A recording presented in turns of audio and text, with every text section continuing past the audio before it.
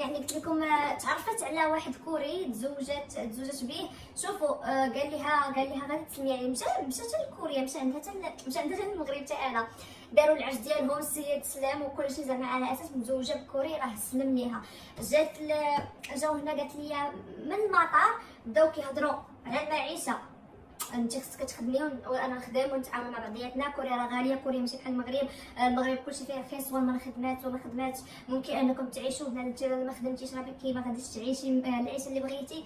جابها هو خدمها، لقى ليها الخدمه هنايا، ماشي شي خدمه زعما خدامه هكا في المطاعم وداكشي، وهي الخدمه ماشي عيب. المهم انه هو اللي عطاها ديك الخدمه، خدمها.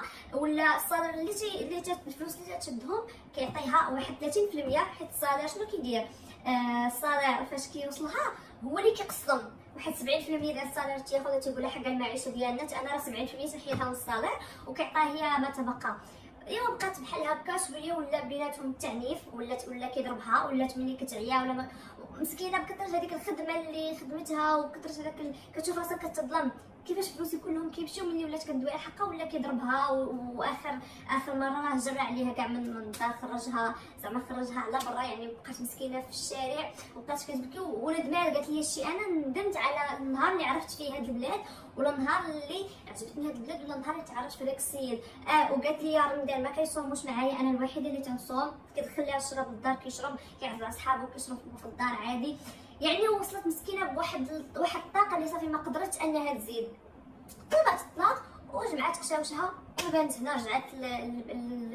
رجعت للمغرب، والحمد لله الله سبحانه وتعالى يعرف بالعباد ديالو. من بعد تعرفت على مغربي وراها عايشه دابا حياتها مريحه في المغرب. قالت لي عرفتي ديك الراحه اللي عايشه هنا راه اكثر من 10 المرات بكيفاش عشت هذيك العامين انا في كوريا، حيت هي بقات هنا في كوريا عامين.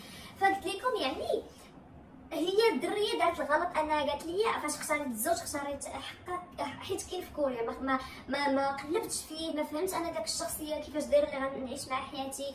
يعني ما فهماتوش هو صافي قال لي اسلم وانا من كوريا صافي راه قالت واو هذه هي الحياه وجات. لا الحياه راه هنا ماشي، راه تتزوج، راه فاش تتزوج ولا فاش كيكذب عليك تيقول لك زعما ماشي كيكذب. المهم اول حاجه تيقول لك غنسلم، يعني باقا انت ما عارفاش واش بصح واش ماشي بصح. راه فاش كتبداو تعيشوا مع بعضياتكم تيولي يبان لك واش بصح هو سلام ولا عاد ولا عاد قال لك هكاك باش يدير لك الخاطر وباش تزوج. داكشي علاش البنات وقفوا داك الحلم الكوري، وقفوا الكيبوب، وقفوا تشوفوا داكشي كامل كيبقى في التلفازه. راه هنا الكوريين انا راجلي تيقول لي هادشي اللي تنشوفو في التلفازه كيقول لي راه ما كاينش في الحقيقه. انا الناس اللي خدامين معايا حتى واحد فيهم داير بحال هادو، زعما الاصدقاء ديالي حتى واحد فيهم داير بحال هادشي اللي كيبان لنا في التلفازه. هو قال لي يا راجلي راه هذاك كيفاش كيصوبوا هما الدراما راه ما يمكنش. هما كلين كيموتوا على الجمال، كيتسطاو على الجمال، خص كلشي يكون واحد داير بان في التلفازه، خصو يكون هكا كيبري.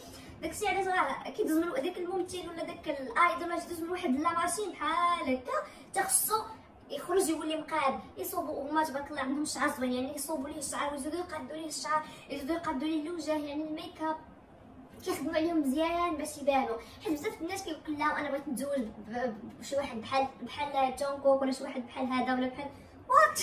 هذاك راه جونكوك كاين غير في التلفازه، هو براسو هذاك راه كنا كنشوفو في التلفازه يقول واو انا زيانيت. راه شي حاجه اللي عاديه، ولكن الشعب الكوري راه وجهه عادي.